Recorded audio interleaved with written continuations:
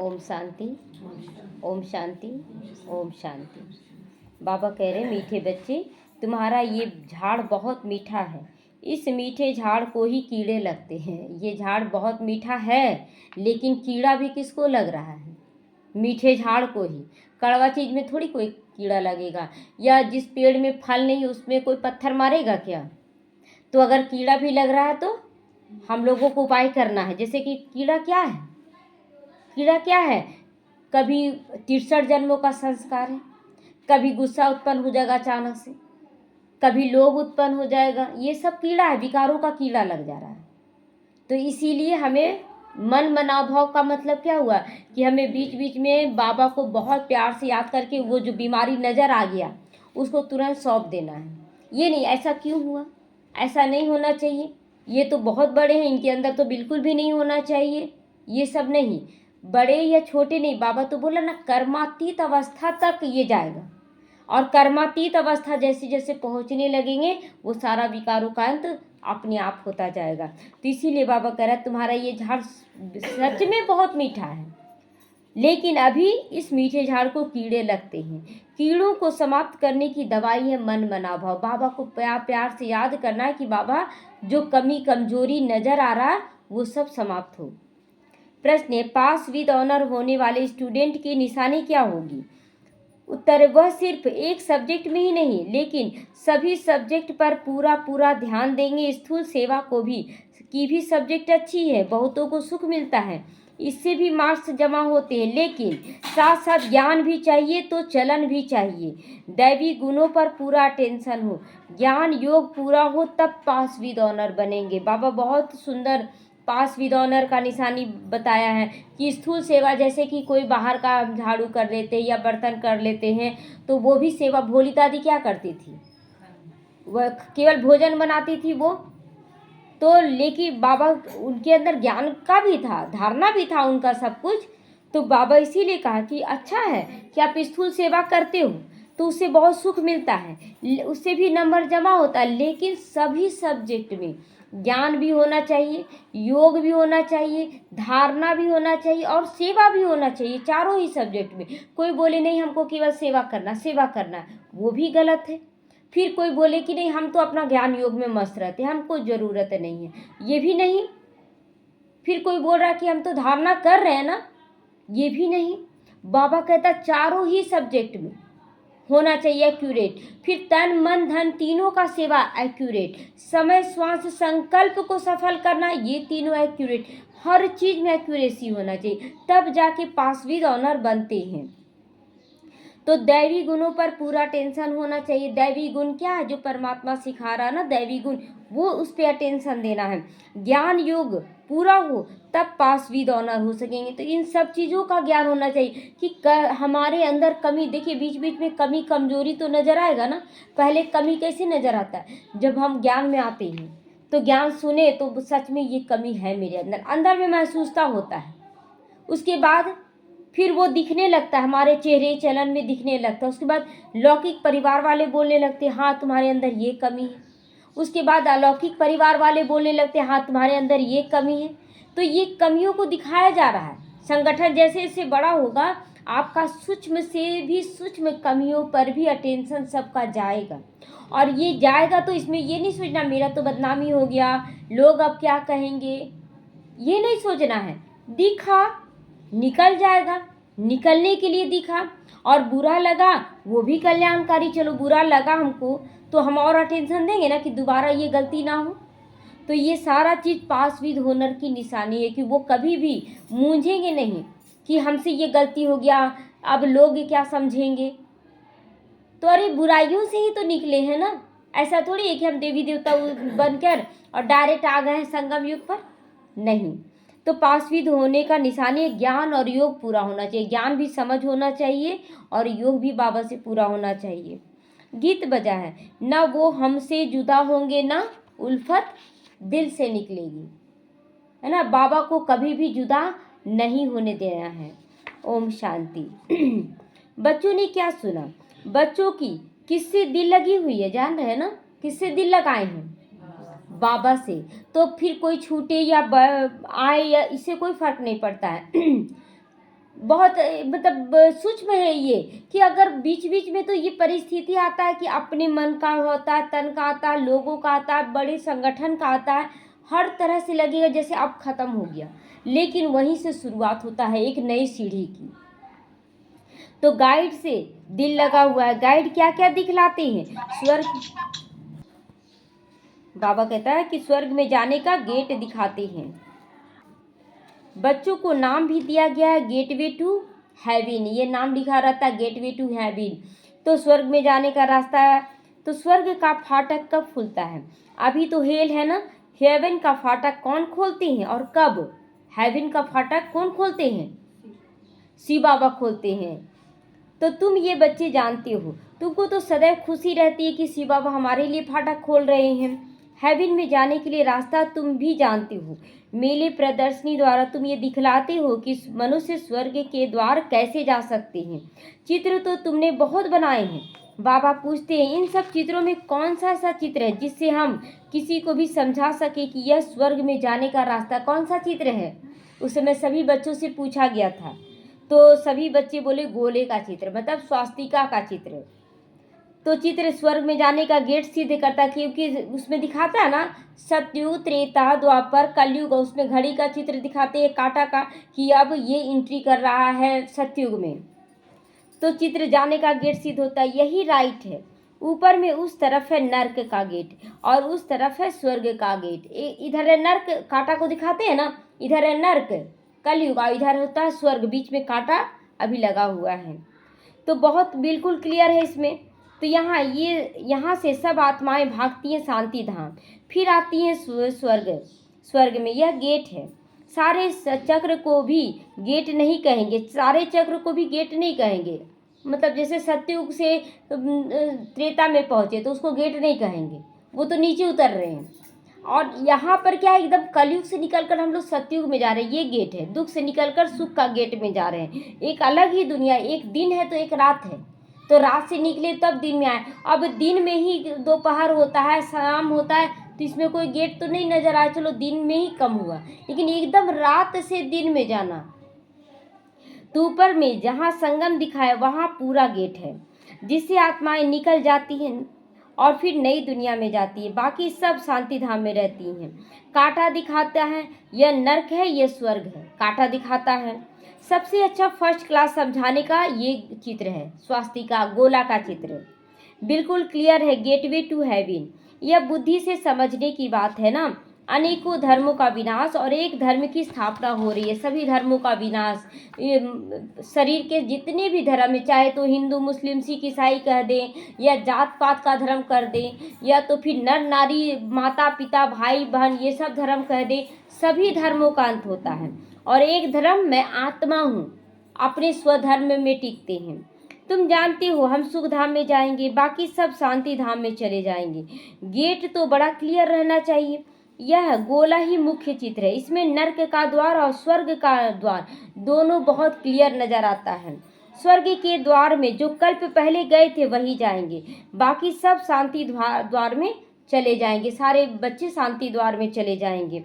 नर्क का द्वार बंद हो, शांति और सुख का द्वार खुल जाता है। नर्क का द्वार बंद करके शांति का और सुख का द्वार खुल रहा है। सबसे फर्स्ट क्लास चित्र है। बाबा को ये चित्र बहुत पसंद आया था, सब बच्चे भी बोले।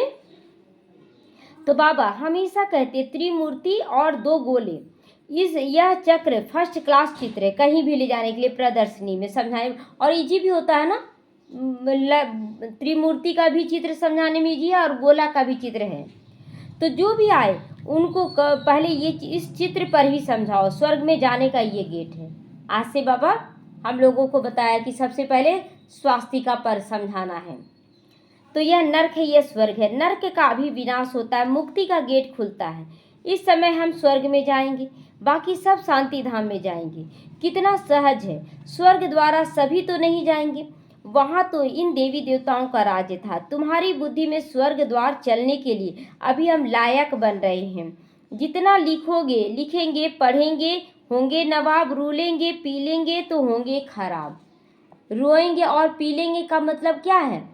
मतलब लिखेंगे पढ़ेंगे, मतलब अपना चिंतन लिखेंगे कि हमें क्या करना चाहिए, कैसे करना चाहिए, और बाबा जो ज्ञान पढ़ा रहा उसको पढ़ेंगे तो आप नवाब बनेंगे। लेकिन रोएंगे परिस्थितियों को देख के, आप पी लेंगे का मतलब उसमें घुस जाएंगे कि ऐसा क्यों, क्या, कैसे भी, तो बाबा कहता है कि हो जाएंगे खराब, फिर उसके अनुसार बुद्धि चलने लगता है, ऐसा क्यों हो गया।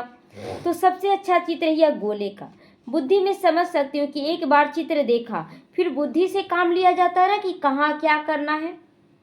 पहले तो कहीं भी कुछ भी कर लेते थे, अब अटेंशन जाता है ना कि यहाँ ये हमसे गलती हो गया, ये हमसे गलती हो गया, अब ये गलती दोबारा नहीं करना है।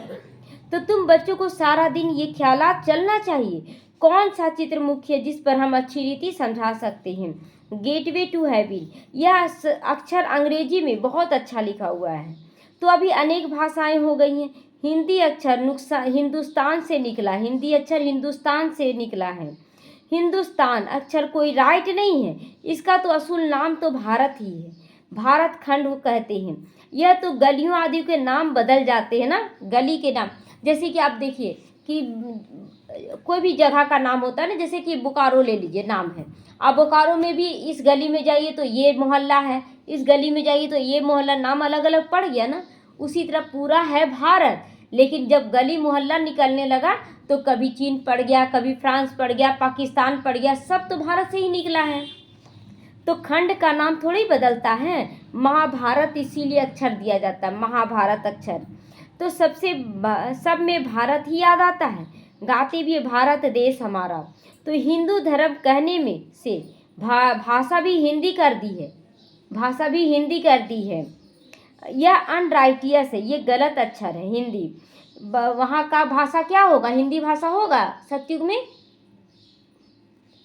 सतयुग में हिंदी भाषा नहीं, देवनागरी भाषा होगा। हिंदी में क्या हो गया ना कि कुछ फारसी मिला दिया गया, कुछ उर्दू मिला दिया गया, कुछ इंग्लिश मिला दिया गया, हिंदी में सब कुछ आ रहा है, लेकिन जो देवनागरी भाषा होगी वही वहाँ चलेगा। तो सतयुग में था सच, सच ही सच, सच पहनना, सच खाना, सच बोलना। यहाँ तो सब झूठ हो गया ना। अभी तो देखिए मतलब हिंदी में ऐसा ऐसा शब्द भी आ गया ना, जैसे रुमाल है, तो रुमाल कौन सा भाषा है, फारसी भाषा है। और रुमाल का हिंदी जानते हैं, वस्त्र खंडन मुख मंजन। अब इतना तो कोई बोलेगा नहीं, है ना। तो कोई बहुत ऐसा शब्द है जिसको लोग नहीं जान रहे हैं, तो उसको दूसरी भाषा का शब्द मिक्सअप किया गया है। लेकिन जो वहाँ चलेगा भाषा, वहाँ देवनागरी, देवी देवताओं का भाषा वो होगा। तो यह तो गेटवे टू हेवन अक्षर बहुत अच्छा लगता है। चलो हम आपको स्वर्ग में जाने का गेट बताएं, ऐसे ऐसे करके समझाना है। कितनी भाषाएं हो गई है ना। बाप तुम बच्चों को सदगति का श्रेष्ठ मत देते हैं। बाप की मत के लिए गायन है कि उनकी गत मत न्यारी है। तुम बच्चों को कितना सहज मत देती हैं। भगवान की श्रीमत पर तुमको चलना है। डॉक्टर की मत पर डॉक्टर बनेंगे तो भगवान की मत पर क्या बनेंगे, देवी देवता बनेंगे ना, भगवान बनेंगे। भगवान भगवती बनना होता है भी भगवानुवाद। इसीलिए बाबा ने कहा था कि पहले तो ये सिद्ध करो कि भगवान किसको कहा जाता है, भगवान किसको कहा जाता है, सब भगवान है क्या। स्वर्ग के मालिक तो जरूर भगवान भगवती ही ठहरे। ब्रह्म में तो कुछ है नहीं, घर में क्या है, अगर घर में कोई ना रहे तो घर घर लगेगा, लेकिन घर में जब लोग रहते तब तो बोलते घर एक स्वर्ग है। तो स्वर्ग भी नहीं यहाँ है तो नर्क भी यहाँ है। स्वर्ग नर्क दोनों बिल्कुल न्यारे हैं। मनुष्य की बुद्धि बिल्कुल तमो प्रधान हो गई, अभी कुछ भी नहीं समझते हैं। तो बाबा कहते हैं कि कुछ भी समझते नहीं हैं, बिल्कुल तमो प्रधान बुद्धि हो गई है। सतयुग को लाखों वर्ष कह दिया है, कलयुग के लिए कहते अभी 40,000 वर्ष पड़ा हुआ है। इतना नर्क दिख रहा है, चारों तरफ विनाश दिख रहा है, कलह कलेश दिख रहा है, मारपीट, और 40,000 वर्ष में क्या क्या हो जाएगा, कुछ रहेगा ही नहीं, क्या हो जाएगा। अभी तो मनुष्य जानवर से बदतर होगा अभी ही, अब उस समय क्या बन जाएंगे। तो बिल्कुल ही घोर अंधियारे में ये उनका अंधियारा है कि 40,000 वर्ष पड़ा है।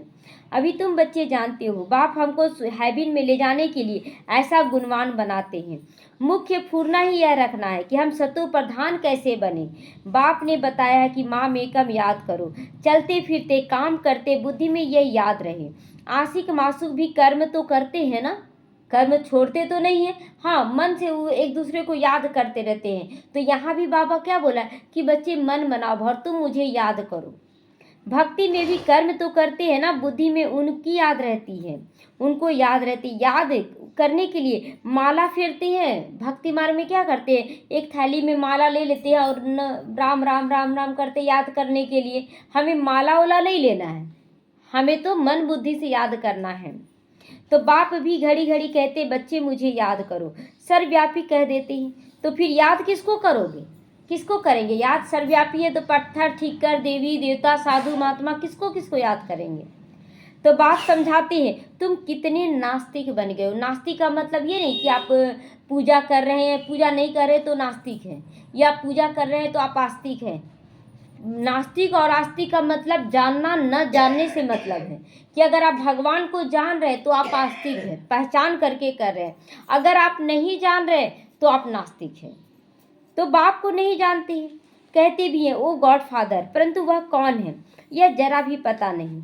आत्मा कहती है ओ गॉड फादर, परंतु आत्मा क्या है? आत्मा अलग है, उनको कहते हैं हम परम आत्मा अर्थात सुप्रीम। तो ऊंची से ऊंचा सुप्रीम सोल परम आत्मा है। तो जानना तो पड़ेगा ना, उससे वर्षा लेने के लिए हम खुद भी जाने मैं कौन हूँ, कैसी हूँ और मेरा पिता कैसा है। तो एक भी मनुष्य नहीं जिनको अपनी आत्मा का ज्ञान हो। मैं आत्मा हूँ, यह शरीर है। दो चीज हो गई ना, तो यह शरीर 5 तत्वों का बना हुआ है। आत्मा तो अविनाशी एक बिंदी है, वह क्या चीज से बनेगी? इतनी छोटी सी बिंदी, एकदम ना मतलब पेन से ऐसे करे ना तो वो भी बड़ा हो जाएगा। इतना छोटी बिंदी है आत्मा, तो किस चीज से बनी होगी? साधु संत आदि को कोई को पता ही नहीं। इसने तो बहुत गुरु किए, कौन? ब्रह्मा बाबा, परंतु कोई ने यह नहीं सुनाया कि आत्मा क्या चीज है। 12 गुरु किए लेकिन सत्य परिचय कोई नहीं दिया। परम पिता परमात्मा क्या है? ऐसे नहीं कि सिर्फ परमात्मा को नहीं जानते, आत्मा को भी तो नहीं जानते ना। अब देखिए आत्मा को कोई बोला यहाँ आत्मा है, कोई बोला कंठ में है, कोई दिल में बोला, कोई नाभि में बोला, अलग अलग मत मतांतर हुआ। तो आत्मा को जान गए तो फिर परमात्मा को फट से जान जाए। यहाँ आत्मा कौन जानेगी? यहाँ आत्मा है कौन जानेगी? हम बच्चे सभी जानेंगे, अच्छे से एक्यूरेट जानेंगे। और उसके बाद गर्दन होता है सतयुग और त्रेता का ज्वाइंट, तो इसीलिए बहुत लोग बोलती हैं कि परमात्मा यहाँ है ना। और उसके बाद फिर त्रेता और द्वापर का है नाभि के पास, तो फिर बोलती है नाभि में है भगवान, है ना। और फिर बहुत लोग तो बोलते हैं कि औरतों की बुद्धि घुटनों में होती है ना। इस तरह से बढ़ते चला गया ना। लेकिन बुद्धि तो होता है मन और बुद्धि दोनों होता है आत्मा के पास। तो बच्चा अपने को जाने और बाप को ना जाने तो फिर कैसे हो सकता है? जब अपने को जानेगा तो बाप को भी जानेगा, तो ये दोनों ही जानना जरूरी है। तो तुम तो अभी जानते हो ना कि आत्मा क्या है, कहाँ रहती है। डॉक्टर लोग भी इतना समझते हैं कि वह सूक्ष्म में इन आंखों से नहीं देखा जाता है। फिर शीशे में भी बंद करने से देख कैसे सकेंगे? साइंटिस्ट लोग किया था ना कि शीशा के अंदर एक आदमी मरने वाला था, मरा नहीं था, उसको बंद कर दिया और जहाँ से आत्मा निकली शीशा में क्रैक आ गया था, लेकिन दिखा नहीं, इतनी छोटी बिंदी। तो दुनिया में तुम्हारे जैसा नॉलेज कोई को नहीं। तुम जानते हो आत्मा बिंदी है, परमात्मा भी बिंदी है, बाकी हम आत्माएं पतित से पावन, पावन से पतित बनती। ये खेल हम लोग खेलते हैं। वहाँ तो पतित आत्मा नहीं रहती, वहाँ से सब आप पावन आते हैं, फिर पतित बनते हैं, फिर बाप आकर पावन बनाते हैं। यह बहुत ही सहज से सहज बात है।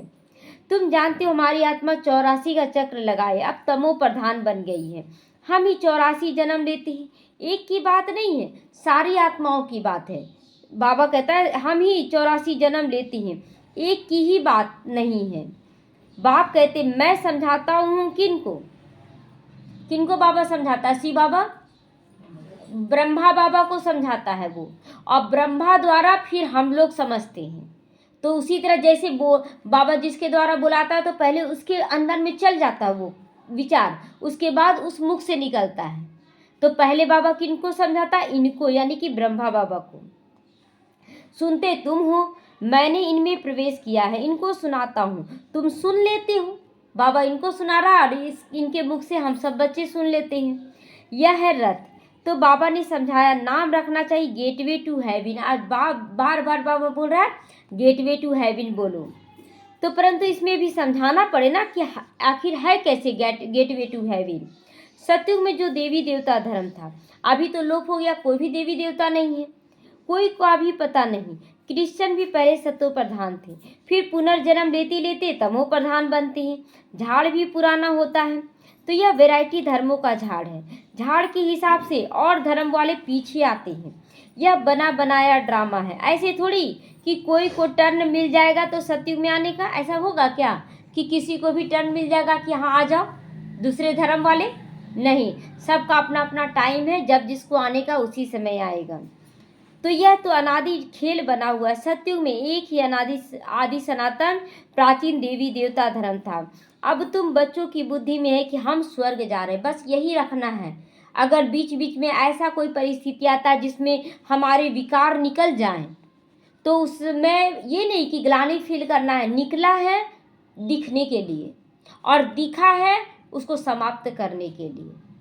तो बेचैन नहीं होना है, क्यों हो गया, कैसे होगा, कैसे ठीक होगा, क्या होगा, ये सब नहीं। निकल गया, बाबा हमको दिखाया, अब इसको क्या करना, अंत कर देना है। तो आत्मा कहती है हम सतो प्रधान हैं, तो घर कैसे जाएंगे, स्वर्ग में कैसे जाएंगे? उसके लिए सतो प्रधान बनने की युक्ति भी बाबा बतलाते हैं। बाप कहते हैं मुझे ही पतित पावन कहते हैं, अपने को आत्मा समझ बाप को याद करो। भगवानुवाच लिखा हुआ है। यह भी सब कहते रहते। क्राइस्ट से इतने वर्ष पहले हेवन था, परंतु कैसे बना, फिर कहाँ गया, यह कोई नहीं जानता। स्वर्ग था, कहाँ चला गया, तो बोलते सागर के नीचे चला गया। अब जब सतयुग आएगा ना तो सागर से नीचे निकल आएगा। तो सागर शिव बाबा है जो हमारे अंदर सतयुग समा गया ना, मतलब सतयुगी संस्कार जो दब गया है। जब सागर आते हैं ज्ञान का सागर, तब उसको जागृत करते हैं, संस्कारों को, दैवी गुणों को जागृत करते हैं। और इसीलिए कहा जाता है कि जो अंदर बसा हुआ दैवी गुणों का संस्कार वो अंदर में दब गया और फिर उसको निखारा जाता है। तुम अच्छी रीति जानते हो, आगे यह सब बातें थोड़ी जानते थे। दुनिया में यह किसी को भी पता नहीं कि आत्मा ही अच्छी व बुरी बनती है। आत्मा के अंदर अभी दोनों मतलब युद्ध चल रहा है। आत्मा के अंदर दोनों में युद्ध चल रहा है, राम का भी रावण का भी। और बीच में आत्मा दोनों चीज फील करती है, दोनों चीज फील करती है कि मैं अच्छी भी हूँ, मैं बुरी भी हूँ, वो फील करती है। और जब, क्योंकि ज्ञान तो सबको है ना कि क्या सही क्या गलत है, उसको फील होता है। और जिसको फील हो रहा है तो वो बोलेंगे नहीं, वो केवल अपने ऊपर अटेंशन देंगे कि मुझे इसको निकाल देना है। जो चीज़ अच्छा लगा उसको हमको धारण करे रहना है, और जो चला गया, वो जो खराब है, जो अच्छा नहीं महसूस हो रहा, उसको निकाल देना है। तो सभी आत्माएं बच्ची हैं, बाप को याद करती हैं। बाप सभी का मासूक है और सभी हम उनके आशिक हैं। तो अभी तुम बच्चे जानते हो यह वह मासूक आया हुआ है, बहुत मीठा मासूक है ना। बाबा तो बहुत मीठा है, किसी भी हालत में, चाहे जितने भी विकारी हम रहे, लेकिन बाबा हम लोगों से बहुत प्यार करता है। तो नहीं तो उन सभी उनको याद क्यों करते? अगर बहुत मीठा है तभी तो याद करते हैं ना। तो कोई भी ऐसा मनुष्य नहीं होगा जिसके मुख से परमात्मा का नाम नहीं निकले। हे ईश्वर, ओ अल्लाह, ओ गॉड फादर, ये सब नाम क्यों ले रहे हैं? क्योंकि प्यार करते हैं। सिर्फ जानते नहीं हैं, मानते तो सभी हैं, ऐसा तो नहीं बोलेंगे कि आप मानते नहीं, मानते तो सभी हैं, जान नहीं रहे सत्य परिचय। तुम जानते हो आत्मा अशरीरी है, आत्माओं की ही पूजा होती है। हम जो पूज्य थे, फिर अपनी ही आत्मा को पूजने लगते हैं। हम जो पूज्य थे, अब अपने ही स्वरूप का ना मूर्ति बनाकर पूजते, चाहे शालिग्राम के रूप में, चाहे मूर्तियों के रूप में। तो हो सकता है आगे जन्म में ब्राह्मण कुल में जन्म लिया हो, तो इस जन्म में जैसे कोई भी कास्ट में आए तो देखते होंगे ज़्यादा पूजा पाठ करने लगता है वो। तो बोलते हैं कि इस परिवार में देखो ये इसका संस्कार कितना अच्छा है, वो पिछले जन्म का संस्कार लेकर आए। जैसे कि पिछले जन्म में ब्राह्मण था कोई, ठीक है, और उसका वो पूजा पाठ जरूर करता था, लेकिन उसका जो संस्कार था ना वो शूद्रपने का था, गलत था। तो दूसरे जन्म में वो शूद्र में ही जन्म ले लेगा, और लेकिन उसका संस्कार था ब्राह्मण पूजा करने का, तो शूद्र बन के भी क्या करेगा, वो पूजा पाठ नियम धर्म से चलेगा एकदम। तो यही सब संस्कार जाता है, जैसा संस्कार उसके अनुसार जन्म और वही संस्कार आता है। तो श्रीनाथ को भोग लगाते खाते तो पुजारी लोग हैं, ये सब भक्ति मार्ग है। तो तुम बच्चों को समझाना, स्वर्ग का फाटक खोलने वाला बाप है, परंतु खोले कैसे, समझावे कैसे, बिना मनुष्य के तन लिए कैसे समझाएंगे बाबा। भगवानुवाच, तो जरूर शरीर द्वारा वाच करेंगे ना, बात करेंगे। आत्मा ही शरीर द्वारा बोलती है, सुनती है। यह बाबा रेजगारी बातें बताते, मतलब बहुत सारी बातें विस्तार से भी बाबा बताता है ना, और सार में फिर समझाता कि बच्चे मन मना भाव। तो बीज और झाड़ है, तुम बच्चे जानते हो यह नया झाड़ है, आहिस्ते आहिस्ते फिर वृद्धि को पाते हैं।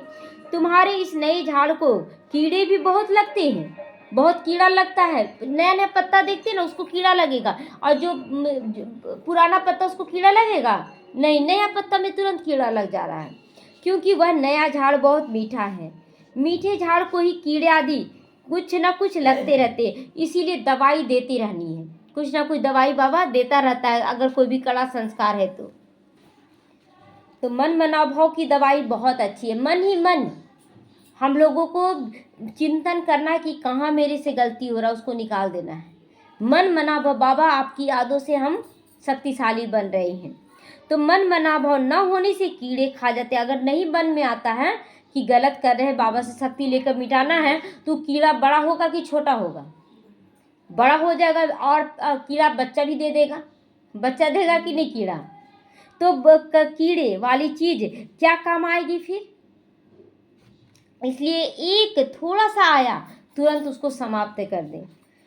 वह फेंकी जाती है, कहाँ ऊंचा पद कहाँ नीचा पद मिल जाता है, फर्क तो है ना। तो मीठे बच्चों को समझाते रहते हैं, बहुत मीठे मीठे बनो, कोई से भी लून पानी ना बनो, क्षीर खंड बनो, सबको मिला कर रखना है, क्षीर खंड होकर रहना, लून पानी नहीं होना, लड़ाई झगड़ा नहीं करना है। वह शेर बकरी भी एक साथ रहते, क्षीरखंड होकर रह रहे हैं वहाँ पर, तो शेर जैसा परिस्थिति और बकरी भी दोनों में खराबी है। शेर और बकरी दोनों में खराबी नहीं है क्या, लेकिन दोनों क्षीरखंड होकर रहते। बकरी में क्या है, मैं करता रहता है ना, और शेर क्या करता, दहाड़ता रहता है। लेकिन दोनों के संस्कारों को यहाँ सुधारा जा रहा है, बाबा यहाँ दोनों प्रकार की आत्माओं को सुधारते हैं। तो बच्चों को भी क्षीरखंड बनना चाहिए, परंतु कोई की तकदीर में नहीं है तो तदबीर भी क्या करे। अगर देखिए खराबी अभी सबके अंदर, अगर कुछ आ गया तो हमको फिर उसको समाप्त कर देना है, उनको बता देना है और उसके बाद उसको समाप्त कर देना। ये नहीं कि ऐसा क्यों हुआ, ऐसा तो होना ही नहीं चाहिए, तो वो अपने पैर पर कुल्हाड़ी मारते हैं। क्योंकि संगठन है, संगठन में कभी उससे कुछ आएगा, कभी उससे कुछ आएगा, कभी उससे, लेकिन फिर भी हम संगठन को लेकर जब चलते हैं तो हमारे अंदर की कमी कमजोरियां अच्छे से दूर होती हैं। जब हम किनारा कर लेते हैं तो हम अपनी कमी कमजोरियों को अपने अंदर समाये हुए रख लेते हैं, फिर वो निकलेगा कहाँ। इसीलिए संगठन में कुछ भी होता है उसको फिर बिंदी लगाकर आगे बढ़ना है, लेकिन तकदीर में नहीं है तो तदबीर क्या करे। ये तो बाबा दिखा रहा ना कि देखो दुख ना लेना है, दुख ना देना है। अब दुख देने वाले दे दिए तो तुम ले रहे हो, फिर उसी समय बिंदी लगा दो, समाधान कर लो, तो नापास हो जाते हैं। टीचर तो पढ़ाते हैं तदबीर ऊंचा बनाने, टीचर पढ़ाते हैं सबको, फर्क भी तुम देखते हो। स्टूडेंट क्लास में जान सकते हैं कौन किस सब्जेक्ट में होशियार है, यहाँ भी ऐसे हैं। स्थूल सेवा की भी सब्जेक्ट है ना, जैसे भंडारी, किसका नाम आता है भंडारी में, भोली दादी का, भोली दादी का नाम आता। बहुतों को सुख मिलता था जब जो बोलती थी ना, जो भी बच्चे जो बोलते थे अच्छा ठीक है बना देते हैं, कभी ना नहीं करती थी। कोई बोले ये नहीं बनता है, वो नहीं बनता यहाँ खाना, फिर भी दादी बोल चुप हो जाती थी, और फिर जब वो बच्चा आता था भूख लगा है तो बना के खिला देती थी। तो कितना सब याद करते हैं ना उनको, भोली दादी को, इसीलिए बहुत याद करते। यह तो ठीक है स्थूल सेवा, इस सब्जेक्ट में भी मार्क्स मिलती है, लेकिन पास विद ऑनर होने के लिए सिर्फ एक ही सब्जेक्ट में तो नहीं एक्यूरेट बनना है। ज्ञान में भी, योग में भी, धारणा में भी, सब में ना एक्यूरेट बनना है। तो सब सब्जेक्ट पे पूरा ध्यान देना है। ज्ञान भी चाहिए, चलन भी ऐसा चाहिए, दैवी गुण भी चाहिए, अटेंशन रखना चाहिए। भंडारी के पास कोई भी आए तो कहे मन मना भाव, शिव बाबा को याद करो, विक्रम विनाश होंगे और तुम स्वर्ग के मालिक बन जाओगे। तो बाप को याद करते औरों को भी परिचय देते रहना चाहिए। ये नहीं कि हम तो साइलेंस में हम ज़्यादा किसी से बात नहीं करेंगे, तो इतना ज़्यादा साइलेंस नहीं कि अगला आपसे रुष्ट हो जाए, ऐसा भी नहीं बोलना है ना। उसको तो बीच बीच में ज्ञानवान सब देना है ना। तो ज्ञान और योग दोनों चाहिए, बहुत ईजी है। मुख्य बात ही यह है, अंधों की लाठी बनना। अंधों की लाठी बनना, जिसको नहीं दिख रहा है उसको तो बताना होगा ना। तो प्रदर्शनी में भी किसी को ले जाओ, चलो हम आपको स्वर्ग का गेट दिखाएं। यह नर्क है और ये स्वर्ग है। एक बार एक भाई थे, वो बहुत पढ़े लिखे थे और खुद ही इन्वेंशन कुछ ना कुछ करते रहते थे। तो एक छोटी सी बहन प्रदर्शनी लगाई हुई थी, उसमें छोटी सी बहन कि मैं आत्मा बिंदी हूँ और मेरे अंदर ये गुण है और हमारे अंदर रावण का संस्कार आ गया, इस तरह से ज्ञान दी। और भाई को बहुत टच हुआ कि मतलब समझ में नहीं आता था कि आखिर फिर ये क्यों आ रहा है, विकार क्यों आ रहा है, कौन है हम, ये सब उनको नहीं पता था। जब वो छोटी सी बच्ची समझाई तो बोली बहुत अच्छा ज्ञान है, टच हो गया। तो बाप कहते बच्चे मुझे याद करो, पवित्र बनो तो पवित्र दुनिया का मालिक बन जाओगे, लेकिन उसके लिए मन मना भाव। हूबहू तुमको गीता सुनाते हैं, इसीलिए बाबा ने चित्र बनवाया, गीता का भगवान कौन, स्वर्ग का गेट कौन खोलते हैं, खोलता है तो शिव बाबा। देखिए गेट कौन खोला, शिव बाबा। और प्रवेश कौन किया, श्री कृष्ण उस गेट से पार होते। अब देखा कौन, खोलते हुए किसी ने ना देखा, लेकिन जाते हुए सबने देखा। तो शिव बाबा खोला तो उनको कोई नहीं देखा, और जब श्री कृष्ण गए तो सबको देख लिया। अब इसीलिए बोलते हैं कि श्री कृष्ण भगवान उवाच, चेंज हो गया। तो मुख्य चित्र दो हैं, बाकी तो रेजगारी की बातें, विस्तार की बातें जो बाबा क्लियर करने के लिए समझाता है, उतना विस्तार में नहीं जाना। मैं आत्मा हूँ, ये सार है। तो बच्चों को बहुत मीठा बनना है, प्यार से बात करनी है, मनसा वाचा कर्मना सबको सुख देना है। देखो भंडारी सबको सुख देती है तो उसके लिए कोई ना कोई सौगात लेकर आती है। यह सब्जेक्ट है ना, सौगात आकर देते हैं। वह कहती है हम तुमसे क्यों लें, फिर तुम्हारी याद रहेगी, शिव बाबा के भंडारे से मिलेगा तो हमको शिव बाबा की याद आएगी। तो वो जाकर दे देती थी बाबा को, कुछ भी मिलता था तो फिर बाबा बोलता था कि बच्ची लो, बाबा तुमको दे रहा है, तब वो लेती थी। भंडारी दादी कुछ भी अपने मन से नहीं लेती थी। शुरुआत में दादियों का बहुत पक्का संस्कार था। अच्छा, मीठे मीठे सीखी लते बच्चों प्रति माता पिता बाप दादा का याद प्यार और गुड मॉर्निंग। रूहानी बाप की रूहानी बच्चों को नमस्ते। हम रूहानी बच्चों की रूहानी माता पिता बाप दादा को याद प्यार, गुड मॉर्निंग और नमस्ते नमस्ते, शुक्रिया बाबा शुक्रिया। धारणा के लिए आज मुख्य सार, अपनी ऊंची तकदीर बनाने के लिए आपस में बहुत बहुत छीर खंड होकर रहना, मिलकर चलना है, मिलाकर चलना है। अगर ऊपर नीचे कुछ बात हो भी जाती है तो उसको बिंदी लगाकर फिर से क्या करना है, सबको मिला लेना है। मीठा होकर रहना, कभी भी लून पानी नहीं होना है। अगर हो जाते तो तुरंत क्षमा याचना करें, क्योंकि अवगुण तो सबके अंदर अभी है ना, पूरा परफेक्ट तो कोई नहीं बना है। तो अगर हो भी जाता है तो ये भी नहीं बाबा हमसे हो गया क्या करे, कुछ नहीं, ये परफेक्ट अभी कोई नहीं बना है। परफेक्ट जब बन जाएंगे तो इस शरीर में रहेंगे ही नहीं। तो सभी सब्जेक्ट पर पूरा टेंशन देना है। सदगति के लिए बाप की जो श्रेष्ठ मत मिली है उस पर चलना है और सबको श्रेष्ठ मत ही सुनानी है। स्वर्ग में जाने का रास्ता भी बताना है। हम लोग मूंझे नहीं, कोई भी बात में मूंझे नहीं। चाहे किसी का कमी कमजोरी भी दिख गया, बिंदी लगा देना, बता देना है। अगर आपको लगा बता देना है, लेकिन मूंझना नहीं। ऐसा क्यों, हम किससे जुड़ रहे हैं, बाबा से जुड़ रहे हैं। निमित्त तो एक आधार है। वरदान है, हर आत्मा को हिम्मत उल्लास दिलाने वाले रहम दिल विश्व कल्याणकारी बन भव। आज का वरदान क्या है कि अभी आत्माएं बहुत कमजोर हैं, तो उसको हिम्मत भी देना है, उल्लास भी देना, उस पर रहम भी करना, मतलब उसको योग से दान देना है और विश्व कल्याणकारी बनो। कभी भी ब्राह्मण परिवार में किसी कमजोर आत्मा को तुम कमजोर हो ऐसे नहीं कहना है। आप रहम दिल विश्व कल्याणकारी बच्चों के मुख से सदैव हर आत्मा के लिए शुभ बोल निकलने चाहिए। दिल शिकस्त बनाने वाले नहीं, हराने वाला बोल नहीं निकलना। और निकल जाता है तो तुरंत क्षमा याचना करें, निकल जाता है तो क्षमा याचना करें। चाहे कोई कितना भी कमजोर हो, उसे इशारा या शिक्षा भी देनी है तो पहले समर्थ बनाकर फिर शिक्षा दो। पहले धरनी पर हिम्मत उल्लास का हल चलाओ, फिर बीज डालो तो सहज हर बीज का फल निकलेगा, हर बीज का फल निकलेगा। इससे विश्व कल्याण की सेवा तीव्र हो जाएगी। स्लोगन है, बाप की दुआएं लेते हुए सदा भरपूरता का अनुभव करो। बाप की दुआएं कब लेंगे? जब ब्राह्मण परिवार या अन्य आत्माएं दुआएं देंगी, तब बाप का दुआ ऑटोमेटिक मिल जाएगा। जब हम बाप की आज्ञाओं पे चलेंगे तो बाप की दुआ मिलेगी। हर श्रीमत का एक्यूरेट पालन करते तो बाप की दुआ मिलती है। अव्यक्त इशारे, कंबाइंड रूप की स्मृति में सदा विजयी बनो। अभी देखिए फरवरी में क्या चला, मार्च में क्या चला, सत्यता और सभ्यता, और ये अप्रैल में चल रहा है कंबाइंड रूप। सदा बाप के साथ कंबाइंड रूप, सदा हर कर्म करते हुए अपने को कर्म योगी आत्मा अनुभव करो। कोई भी कर्म करते हुए याद नहीं भूल सकती, कर्म और योग दोनों कंबाइंड हो जाए। जैसे कोई जुड़ी हुई चीजें को अलग नहीं कर सकता, ऐसे कर्म योगी बन जाओ। मतलब कर्म करते हुए भी पूरा योग युक्त बाबा के साथ। कोई अलग कर सकता है उसको? किसी में ताकत नहीं। ओम शांति।